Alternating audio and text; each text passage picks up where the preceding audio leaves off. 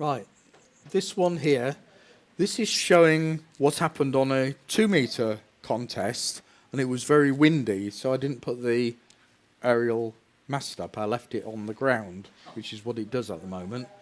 So I thought, I won't be receiving much, will I? So,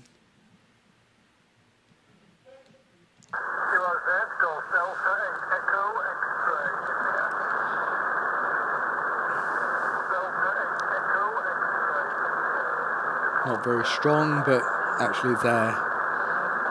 Isle of Man. I know he is running 400 watts, and he has got a decent beam, and he probably was beaming my direction, but with the antenna on the floor.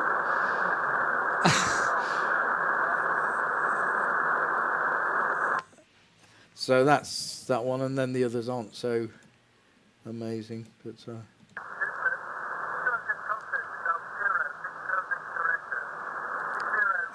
actually a readable signal. And that one, M0BRA. Yeah, so you can even work with antennas on the ground. That was just to illustrate that. Not very good, but right, how do you achieve it? Take it from me to start with, you want high power. Ideally 400 watts at the antenna, and I'll explain to you why a little bit later. A low noise receiver and antenna. If you're running 400 watts, you need to be able to receive well, and this is the biggest challenge we face nowadays compared to what we did previously. You definitely need a masthead preamp above 432. You can get away without one on 144 and below, but you do need a good antenna. It's got to have low side lobes. If you try and use any old antenna, even one of the types I used to use, the J-beam and that, pretty useless because they're optimized for gain and not for low side lobes. So that's the big difference between then and now.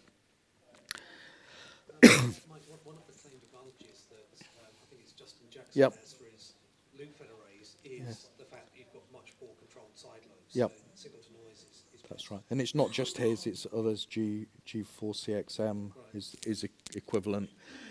The other thing is use effective modes. JT65 is like anything else. It's made a good 10 dBs plus improvement in performance, but you do need to lock your signals to GPS or equivalent of uncontrolled oscillator to use that. Be able to accurately point your antenna and use a rotator. I wasn't using a rotator when I was using that 23 SEMS antenna, bear in mind. I had to go outside the shack and rotate it by hand, which is a disaster. You know, a good rotator that can be accurate in pointing is essential. Large antennas, well, I've just given some examples. I quite like the 60 element G4CXM one. It's 22 dBs gain. 4 of those would give 28 dBs gain, which will give you moon bounce capability if you've got 400 watts. So that's certainly a possibility, and it's certainly doable if you're willing to spend some time cutting enough elements to the right length to 0.1 millimeter accuracy. So you need a vernier, and well, you don't need to optimize it. Once you measure it, it's fine. That's the point about the computer simulations. As long as you can measure it accurately, it's fine. That's what I did with my loop Yagi, and it works, as you've heard. Well, I've got a network analyzer, and you can put the ball on there, and it says on the computer will say it's 3 centimeters, distance between the two. And then you put it on the network analyzer, and it's supposed to be 3.5 centimeters. Well, the good designs, as long as you build them right, they work first time. About the only thing you might have to do is tweak the driven element, but the rest of it, you can just build it, as long as you keep it within tolerances. And I am talking about 0.1 millimeter tolerances at 1296. Yeah, and the distance between them. In fact, the overall length, the overall distances between the driven element and all the elements have to be within that sort of order. You'd probably get away with a slightly worse on that dimension, but certainly the element lengths have to be accurate. Yeah. Assuming you've got all this going in your antenna and you're looking for EME, provided you've got a clear path to the moon, you haven't got someone's shed or apple tree or something in the way. Yeah. These can virtually be on the deck, can't they? They can, yeah. So you can lower your antenna, which I'm going to come to antennas in a minute, and I need to watch the time, but you can lower the antenna and still do the bit, yeah. Low angle of radiation, going to talk about that. Right, this is just a picture of the 40X350A linear I built. You can do something equivalent with solid state for not much more money nowadays in equivalent inflation-adjusted terms than it cost me in my poor student days. So that's what I built, and it worked. And it worked on the top of Scottish mountain tops, even though those... I remember having to scrape away some carbonisation on those rectifier diodes to make it all work, because it arced across and we had to get it working again. And that valve has arced across a number of times, but it doesn't seem to have caused any problems. And I'm told that the LDMOS are just as robust as long as you don't overdrive them. But you can apply them to open circuit, short-circuited loads, and there's no problem. And so you can with valves, but that had 1500 volts on its anode, and looking back on how we could possibly have taken that to a hilltop in Scotland where we're in the cloud is beyond me, but we did. And it did have its lid on, I'm sure, except when we had to, well, I had to repair the thing because it went wrong. Right, power amplifiers. W6PQL has got a load of kits on his website that he sells. He sells the boards. You can buy the devices. You can just buy the boards. You can machine your own copper heatsink if you can do that. If you can't, you can buy the heatsinks from him. You have to solder down the LDMOS to the heatsink. They're a bit expensive, but apparently they're very robust. They don't blow up if you don't do anything, you know, like overdrive them. This website here has got a lot of information on LDMOS as well, and so has G4CDF on his website. The linears require A few watts, just a few watts. 5 watts or so. Yeah, and W6PQL has just released a new design for 1296 that can give 650 watts out from one transistor, one dual transistor, costing about £250, and that's your main expense on that. You need the boards as well, but you know, generating 400 watts now at the antenna is not a ridiculous thing to do. It is certainly possible without huge 3 kilovolt valves and all the rest. And all these run on 50 volts, so you can get power supplies for those quite easily. You can buy them off eBay. Yeah. In fact, I think I've got one that I put Yeah. given free from, what was it, the water companies? Or the Yeah, that's right. Yeah. You can use. Well, XDY said he'd got a 28 volt supply, feeding his amplifier, and he gets 400 out of that quite happily at 2 meters on 28 volts. And he only put it up to.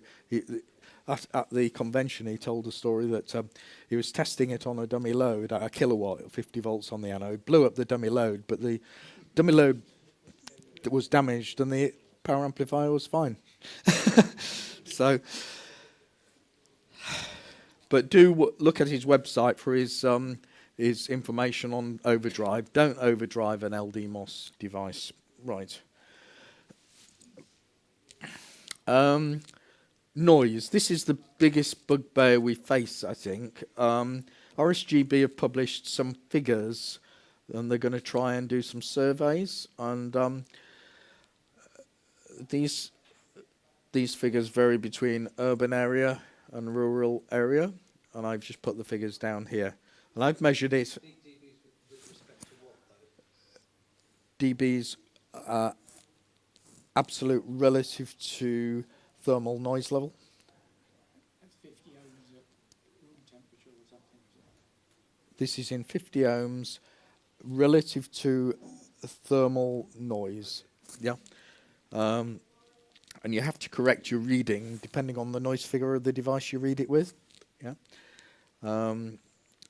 So you need to use low noise antenna designs. If you build an antenna, you might as well build a good one.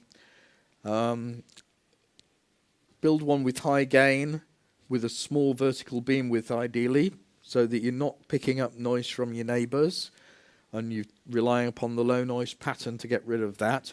But you're inevitably going to see the more distant neighbours, and you need to handle that problem. Rural areas are generally better, as you might imagine. Not always, but normally. Noise levels do decrease over flat Earth. So if you're on a flat Earth and you're seeing lots of houses in the way, you're not going to see all of those houses because that signal gets attenuated, much like it does normally. If you're way up on a hill and you're looking down, or your antenna's looking down on the noise, you're going to see an awful lot more noise. And so paradoxically, you can find that you get more noise in a good site than you do in a poor site. So this is me measuring the noise level at 2 meters. Ignore the 28 because that's through the transverter. And that's just measuring the noise versus the system noise. And that's where I get the 14 dBs from. And that's the antenna up at the same position as the 23 SEMS one. This is just looking at G4CDF antennas. That's 50 megs, which is not really representative. This is a vertical plane, this one here, and it's that bit you're interested in, and it's minus 10 with a gain of 15 dBs or thereabouts. So you should be able to reject quite a lot of the noise that is local to you, but you're still going to see the noise that's, 100 meters away or more, depending on your height. So the higher your antenna is, the better, in order to push that lobe seeing the nearest neighbour. But the problem is, if you're on a hilltop and you're seeing lots of, say you were at a hilltop looking over London, you would have a dreadful problem because of all of London radiating to your antenna. So it's not as good as all that. So 2 downsides of being on a hilltop: you get all the other amateur stations with their FT991s, and generating wideband noise, huge signals overloading your receiver, and you get the noise from all the towns around because you're on this hilltop. Wouldn't you be better off being a bit lower down? And actually, a lot of contest stations on flat Earth, Cambridgeshire and that, do quite well. Our station in the university used to be pretty good because it was all flat around there. Right, that's a 3-dimensional pattern of the LFA antenna from Justin. Right, site. Now I really did want to be able to look at this. Let's see why. No, I'm going to have to look at that separately. Let's come back to that. That's one I think is essential that we look at. Try to avoid obstacles such as large trees. Make sure your antenna's high enough to overcome the height of any large trees in the vicinity. Make it telescopic so that you can convince planning and your neighbours that it's not going to be an eyesore, and also avoid local noise sources. Right, make the mast high enough. This first Fresnel zone, I'm going to explain that in a minute. I never understood Fresnel zone for many years, and I think I understand it now. I'll explain it to you. Also, make sure you've got a low angle of radiation.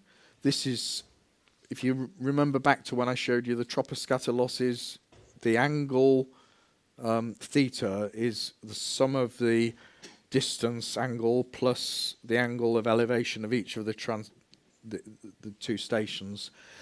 The thing is, you need to have a low angle of radiation to make sure you keep that to a minimum. You want to be limited by your site, not by your antenna. So you need a high enough antenna to keep the angle of radiation lower. This is one big advantage of the higher frequencies, hence my enthusiasm about 1296. You can generate enough power at 1296, but you can also get high gain antenna. You can also keep a low angle of radiation because of the way the angle of radiation works. I mentioned this paradox earlier. So Fresnel clearance, this is all about, I used to think that Fresnel clearance was all about clearing a cigar shape or elliptical shape. Somehow the rays bend round in a circle. Well, they don't. The rays actually go straight normally. They go at an angle if there's something to reflect off. And Fresnel calculated this equation, which basically works out if you reflect the signal that way and you add it to the signal going the direct path, it can cancel. And if there's an object within the first Fresnel zone, the nearest one, it can reflect and cause cancellation. So you don't want that to happen. And they do have this rule of thumb. You're allowed 40% obstruction. So in this case, at 1296, as long as you clear by 2.86 meters at every point, then you're going to be okay. So the higher the frequency again, the smaller this is. Again, you can get away with a lower antenna height because you're clearer of all the obstacles, or you don't need to be as clear of all the obstacles. That's all I'm going to explain on that. And angle of radiation. This is a simple equation I discovered eventually. An example is at 144 megahertz, height is 10 meters, theta is 3 degrees. Well, that's pretty disastrous because if your angle is 3 degrees and you're doing troposcatter, you've added another 30 dBs loss. What you need is your antenna height has got to be a lot higher. You'll get some radiation at the lower angles, but it'll taper off. So the thing about making about this is, again, the higher the frequency, the better, because at 1296, you'd be down to about 0.4 degrees at 1296, which is only a 0.4 degrees, assuming your horizon's down there, is only 4 dBs. So it more matches what your horizon may well be. And if we can go on to the Hey What's That website, I can show you what the horizons can look like. Okay, the planning consent. I ummed and ahed about all of this a long time because I wanted to do a VHF station, but I realised I couldn't do what was necessary unless I got planning consent for it, and I did that. It took 9 months, but I have got planning permission for a 15 metre high antenna on a telescopic mast. So it is possible, but you need the neighbours on side. I wrote to 40 of the neighbours and got their views. And I'm still working out how to build it because this safety thing is clearly an issue. I can't keep mine clear of buildings, so I've got to make it safe. And lightning can destroy concrete, so you need to make sure you're well earthed, because if lightning strikes your mast and it destroys the concrete, it will fall over, no matter how good the design is. Yeah, that's right. Yeah. So I've got permission for a 14.5 metre telescopic mast with 152 diameter base, 6 inches diameter, 90 millimetres at the top, and antennas up to 3.4 metres turning radius. That's limited by the garden space I've got to the neighbour's boundary. And also, where I've put it, it's also limited by the house, so I can bring it down to below the house height. It's tiltable. And the whole mast is rotated so that you can put different antennas on different parts of the telescopic device. And it needs a single set of guys in high wind levels. And it might need slightly more than 1 metre cube concrete base. I'm still working that out. This is a way of putting a cable around the mast so you don't have to fiddle with cable. As it goes up and down, it just compresses that helix, and that's used quite a lot in commercial area.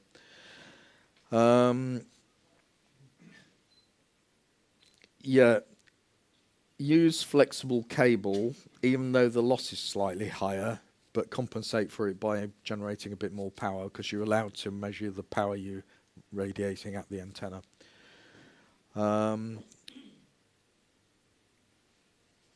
Yeah, the telescopic and tiltable mast, keeping it below the house height certainly keeps the neighbours happier. And right, so this isn't exactly it, but this sort of thing, and a sort of base would be built into concrete like that, with a bigger pole there and a bigger tilt over part. I'm still looking at whether these people will supply it or these people will supply it or what. There's still quite a lot of work to do on that. I found this came out of the VHF UHF contesting Facebook group, which I would recommend if you're interested in this sort of thing. There's a lot of really good stuff on there, and there was a lot of talk about masts falling over and so on. And this guy in Germany had built an 80-meter high aluminium antenna, only weighing 1.5 tons, which is quite amazing. Only cost 200,000 euros, and that's what happened to it. What, did the guys fail? Or? There was no information that I could see, but you know, it's quite possible it was too well guide. In other words, the guy was only, you know, at the top and it pulled the thing down. Quite often guys can pull them down, you know, so it is a potential problem. So it's just a warning, really. You know, don't try and go ridiculous on height. 80 meters is very challenging. Well, that's right. No, at VHF, no. So I've done some wind loading calculations. I don't recommend that you use the wind loading calculations you do yourself as gospel, but it's worth getting an understanding of it so you can talk intelligently to whoever does your, if you going to put a big antenna up, get somebody to do the analysis for you. But with this thing I've chosen to put up, it could deflect a fair bit even in 22 miles an hour wind speed. It won't fall over even at 100 miles an hour, but it'll bend a lot, and I think some guys are necessary. The problem with guys on a pneumatic mast is they eventually will pull the mast down, so you'll still get some movement. So there's still a bit of work on working all that out. And this is the effect of wind loading. And I've got a spreadsheet that can actually model the antenna with the different sections on it and work out what the deflection will be. So you can imagine I've had a great deal of fun working all these things out and putting in a presentation. Right, low noise antennas, I've already mentioned Justin's, but there's also Derek, G4CQM. A lot of his designs are on Powerbeam Antennas website, and there's some pictures on there as well. And right, operating practices. This online propagation data, DX Info Center, gives you a map that you can look at that shows the ducting probabilities at, you know, in different places. And it's useful to see whether there's an opening coming along. So that's quite neat. If you want to arrange a schedule, ON4KST is a website that you know, provides the facilities for you to arrange schedules with other stations. Yeah, that's right. Yeah, that's right. Yeah. Contests are really good. To you know that there are going to be a lot of people on. You need a rotator and you need to use it a lot. I would recommend that you keep turning it round by your beam width or less, half your beam width. Just keep turning it round, calling CQ, and then you can take advantage of a really high gain antenna by sweeping through the candidates, because if you've got a really high gain antenna and they're beaming away from you, a lot more of them will hear you. Even the guys with the smaller antennas, they'll hear, more of them will hear you without them beaming at you. So you'll get a lot more contacts from that than you would otherwise. So that's another reason why high power helps. You need to be as loud as possible at a long distance. Not the locals, you don't care about the locals. In fact, you don't want to be loud with the locals, ideally, because they're only going to complain about your signal being wide. You need to keep yourself weak with the locals and strong with the DX stations. If you use high power, you can get the other station to hear you or think he's heard you and turn his antenna until he can hear you. Then you're likely to make a contact. You can also rotate your antenna. If you're running high power compared to, say, the average, you can rotate your antenna to lower your noise, because you might have a local-ish noise source you want to move away from. You can move away from that local noise source. You can still transmit enough power into the receiving, the other station, but you can hear him better, so you can use that trade-off. So high power is definitely worthwhile having. I'm not saying you run high power all the time, but it's worth having. And make sure your station's automated, so you don't fiddle about plugging connectors in and out and all that sort of thing. You need it to be automated to get the best out of it. And right, a list of useful test equipment. Where's the committee? Power meter, definitely useful. High power directional coupler, you can make one of those quite easily. I'm looking at doing one. I've got a calibrated noise source, but I think the club could do with one. Reference antennas are useful if you're building antennas, just to make sure they're working. A spectrum analyzer I've got, and the club I know is thinking of getting one. Yeah, a Regal or something like that. And the moon. Would you believe the moon's a useful bit of test equipment, because a lot of high gain, or big guns as we call them, high power, high antenna gain stations transmitting on moon bounce, you can use the signal you receive from them. You can look at that on your computer using JT65 or whatever. You can see what strength you're getting them at, and you can work out whether your station receiver is working the way it should. Because you've measured the noise figure of your receiver with your noise source, and you know your losses and so on, your cable losses. You can see whether you're receiving the right thing. You know what your antenna noise is from that as well. So the moon is actually, it's not my idea. This was stated at the convention. GM3 SEK was saying the moon's one of your best bits of test equipment for this sort of thing. Right, so conclusions, and sorry about the lack of links that I can show you. I can probably get to them by other means. Building this DX station at VHF, UHF is certainly not easy, but very rewarding. It's not just a question of buying the kit and stringing some wire up, or even putting a Yagi up for HF. You're not going to get as far by any means, but there's a lot to be interested in. Home station operation is very feasible. A lot of the people in the activity contests work from home.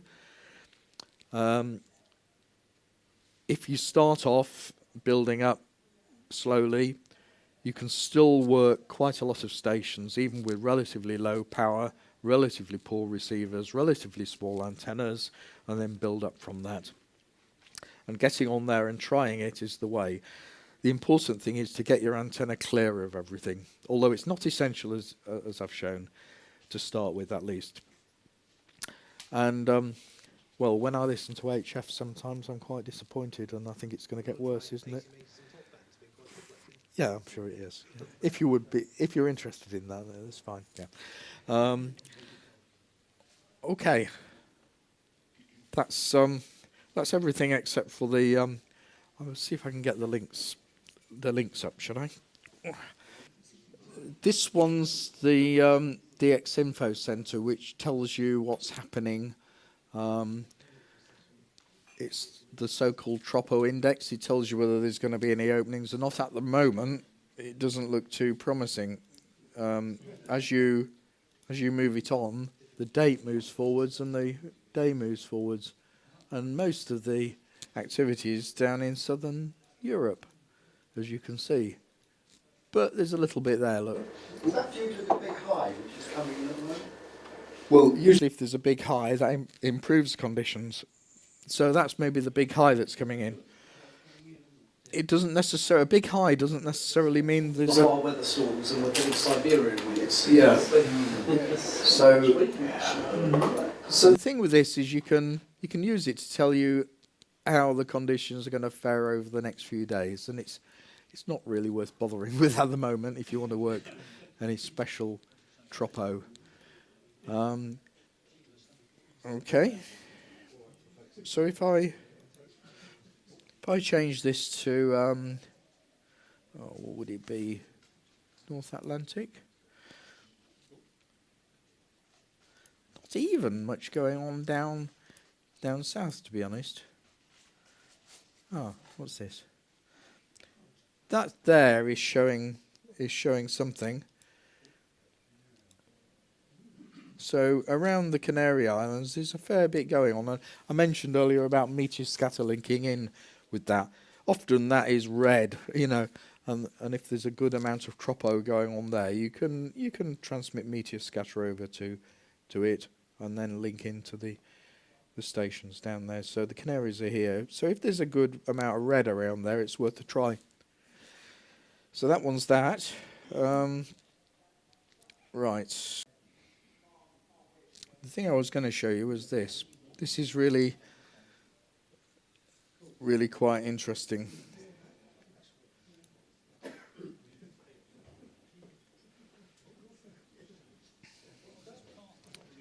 Right.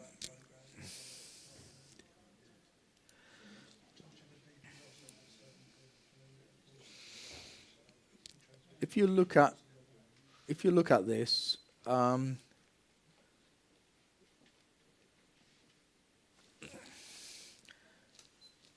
you see it on that?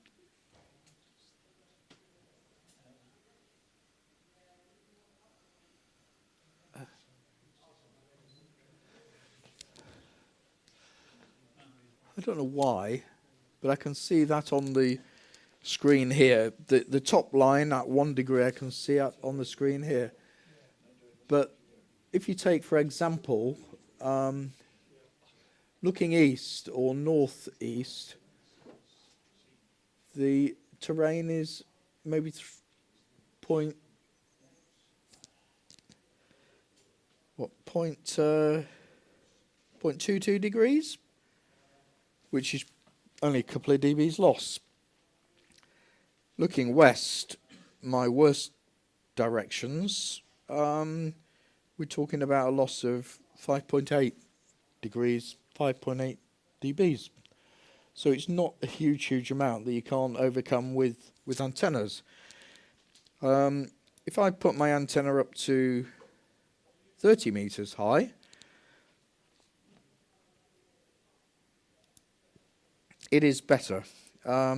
West has improved. It's gone down to about 0.19. So I've gained a couple of dBs by increasing my antenna from 15 meters up to 30 meters. Can you imagine getting planning permission for a 30 meter high antenna? It's higher than the electricity pylon down the road. It's not going to happen. So, you know, would be desirable, but not going to happen. Well, going, it's a challenge. You might end up with the same situation as that poor guy in Germany did. So, right, I guessed at a couple of our members' sites. I don't know whether I got it right or not. This is John G4RDC's site. He's got a good site. There you are, John. You've got a really good site. you should be putting up, that's a 15-metre mast at your site, and that would be beating me hands down. And I hope I got the location right. And Simon, we all know is on the hilltop, but actually, you've got a good site as well in most directions. But it's not perfect. It's, west is not 100%. It's okay.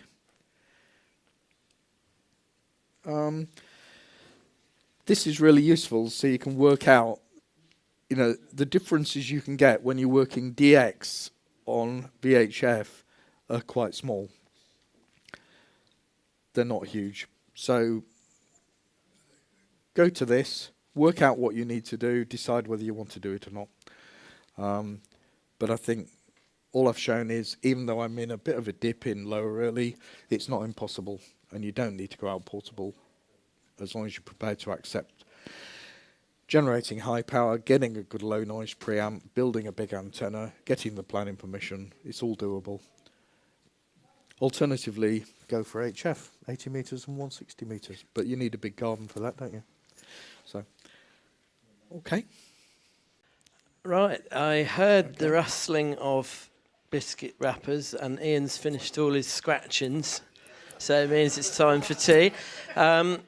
I'd like to say a big thank you for Mike for preparing that talk, very interesting, and getting through all the technical issues that are all part of live demos, which we all love. So thank you very much, Mike.